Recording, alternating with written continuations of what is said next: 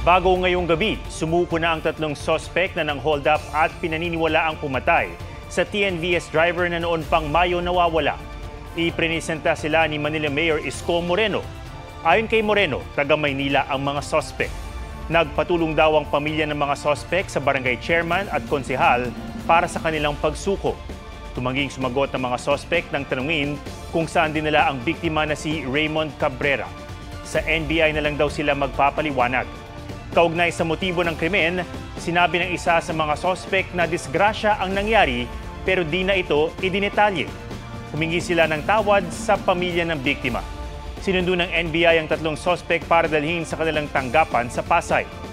Matatanda ang pinikap ng TNVS driver ang tatlong sospek sa Parañaque noong May 18. Sa dashcam, narinig na hino-hold up at pinagbabantaan ng biktima habang bumabiyahe sa kalsada sa Cavite. Huwag magpahuli sa mga balitang dapat niyong malaman. Mag-subscribe na sa GMA Integrated News sa YouTube.